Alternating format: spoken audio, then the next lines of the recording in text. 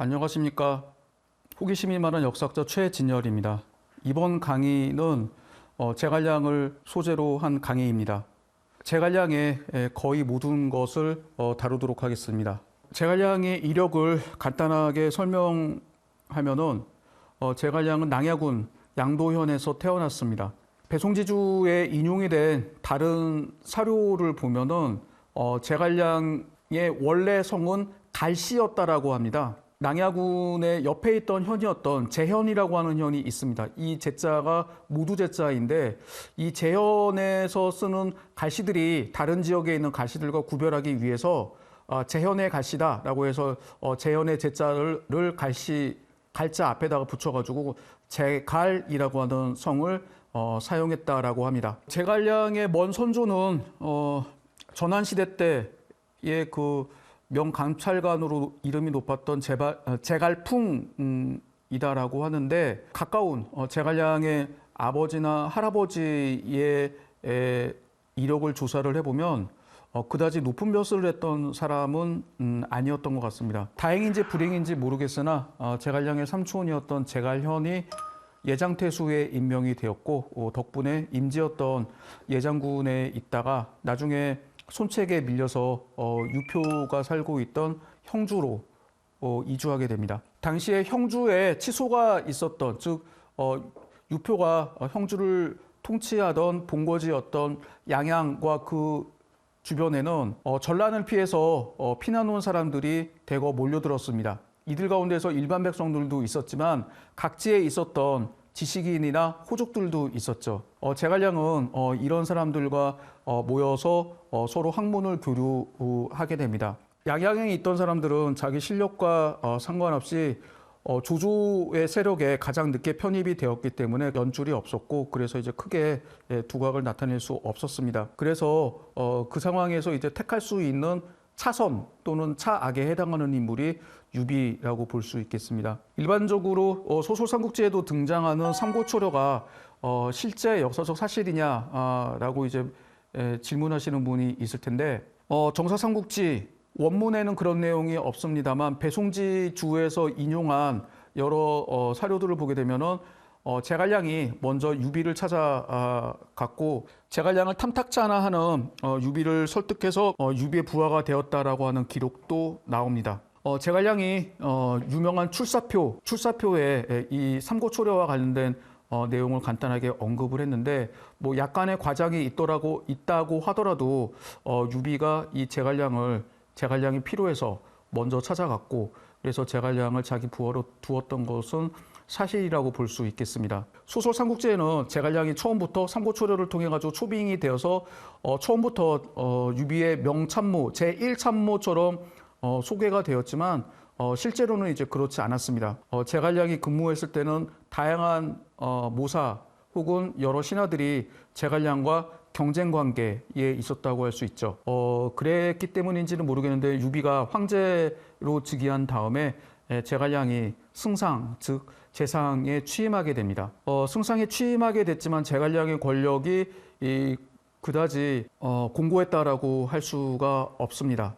여러분들이 이제 오해를 하시는 것 중에 한 가지가 유비가 이릉의 전투에서 패한 후 백제성이라고 하는 곳에서 결국은 숨을 거두게 되는데 숨을 거두기 직전에 승상 제갈량과 그다음에 이제 다음 황제가 될 자기 아들 유선을 불러서 유언을 남기게 됩니다. 승상은 그 아둔한 제 아들 유선을 잘 보필해 주시기 바라오. 혹시 이 유선이 황제의 제목이 되지 못한다라고 하면 승상이 대신 황제가 되도록 하시오. 이 말을 들은 제갈량은 유선에게 죽을 때까지 충성을 다할 것을 맹세했다라고 합니다. 근데 이제 이거는 이제 제갈량 입장에서 보면은 제갈량이 이 최고의 충신이다라고 하는 점을 부각하는 그런 대목이라고 할 수 있지만 여기에 들어가 있는 정치적인 함의는 조금 다릅니다. 만약에 제갈량이 유선을 내치고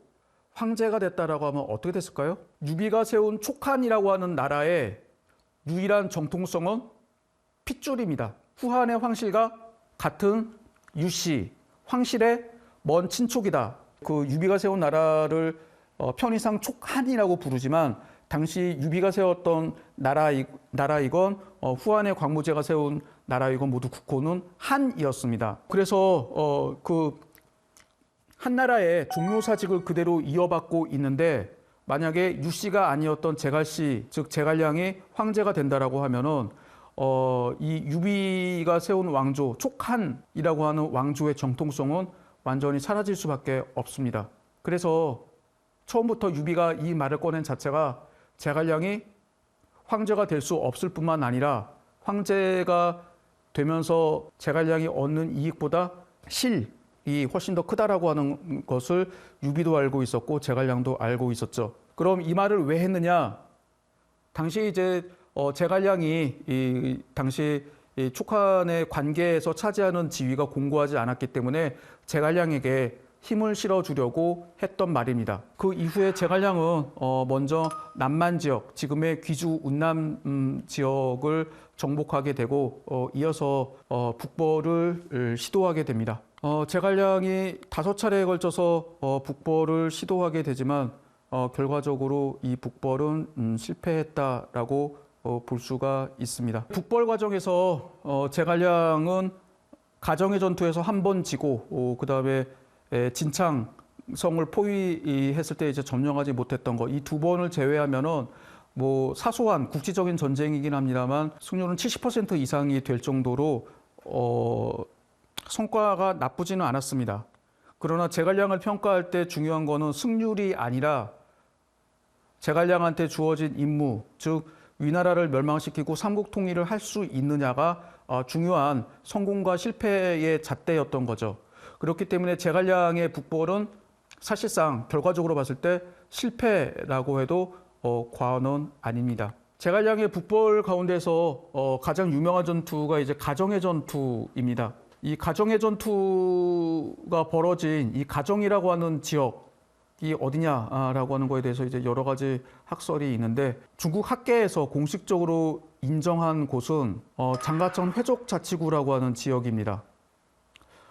이 지역은 지금의 천수시의 북쪽에 있는 변방 지역인데 지금 이 지역에는 삼국 고전장이라고 하는 테마파크가 만들어졌다고는 하나 테마파크라기보다도 그냥 여기가 가정이라고 하는 그 비석과 누각 정도만 있는 정도이고 여기가 워낙 변두리고 교통이 나빠서 그런지 모르겠는데 찾는 사람들도 상당히 드뭅니다. 저는 이제 이 지역을 코로나가 터지기 바로 직전인 2019년 12월에 답사를 다녀왔습니다.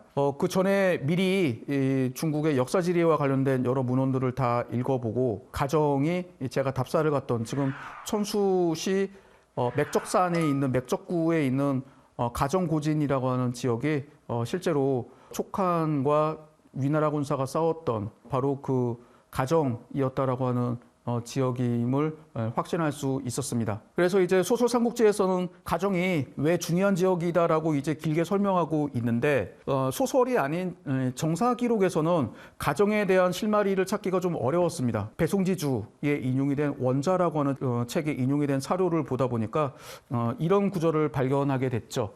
마속의 군대가 축군의 선봉에 있어서 진격하다가 장압이 이끄는 위나라 군대에 패하게 됐고 이 사실을 몰랐던 촉군이 장압의 군대의 공격을 받아서 기습을 당해서 촉군 본진이 완전히 이제 패했다라고 하는 기록이 있었습니다. 가정에 있었던 마속의 군대가 중요한 이유는 가정이라고 하는 지역이 특별히 이제 전략적인 요충지였을 수도 있지만 마속이 바로 촉군의 선봉이 되어서 선봉군을 이끌고 진격하고 있었기 때문입니다.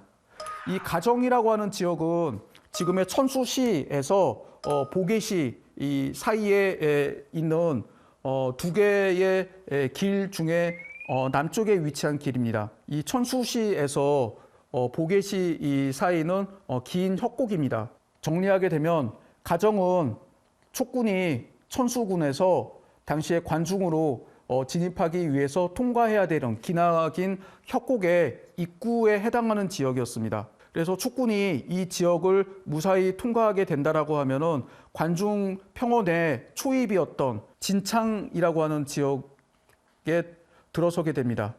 진창이라고 하는 지역은 제갈량이 2차 북벌 때 점령하려고 했으나 학소가 방어를 잘하는 바람에 점령하지 못했던 그런 성이기도 하죠. 주진과 주진의 명령을 받았던 장압은 축군이 이 협곡을 통과해서 관중평원이라고 하는 대평지로 진출하기 전에 미리 이 협곡으로 진출해서 축군의 진격로를 차단했던 것입니다. 그나마 첫 번째 전투였던 가정의 전투에서 승리했으면 좋겠지만 소설처럼 정사에서도 마속이 그나마 있었던 평지에서 싸운 게 아니라 산 위에서 싸우는 바람에 스스로 패할 수밖에 없는 사지에 들어서게 됐던 거죠. 그리고 마속의 군대가 패했다라는 사실을 모르고 계속 진군하고 있었던 제갈량의 촉한군은 마속의 군대를 격파한 장압의 군대에 기습을 받게 되고 그래서 이제 크게 패했습니다. 그럼에도 불구하고 지금 중국에서는 원래 이 가정이 아닌 그 위수 사이에 있는 협곡,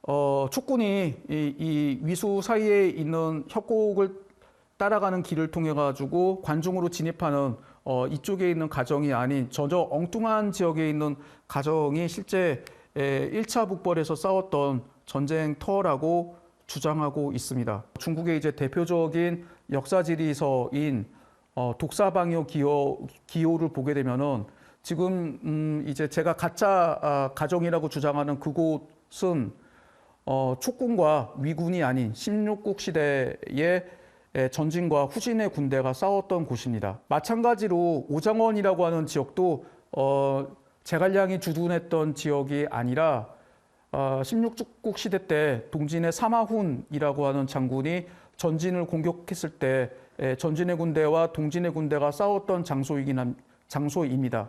그런데 이런 장소를 이미 역사 기록에 남아 있음에도 불구하고 엉뚱하게 제갈량이 싸운 곳이라거나 혹은 주둔했던 곳이라고 잘못 서술하거나 잘못 홍보하고 있습니다. 제갈량이 죽었다라고 하는 곳이 오장원인지에 대해서는 모호하게 기록되어 있기 때문에 구체적으로 어떤 지역인지 알 수가 없습니다. 기록에 따라서 이제 그 제갈량이 죽은 지역이 위수가였다라고 하는 기록이 있고 어떤 기록에는 제갈량이 그 진격한 지역이 무공현에 있는 오장원이었다. 그 밖에 이제 다른 기록들을 보게 되면은 아예 제갈량이 작전을 하고 위나라 땅에서 식량 조달을 할 생각으로 군사들에게 이제 그쪽 지역에서 둔전을 하라고 명령했었습니다. 그래서 촉한의 군사들과 위나라 백성들이 서로 섞여가지고 농사지었다라고 하는 기록이 있는데 그래서 지금 있는 여러 가지 자료들을 보면은 제갈량이 죽었던 곳은 지금 테마파크로 조성이 되어 있는 오장원이 아니라 그보다 훨씬 더 동쪽인 지금의 무공현과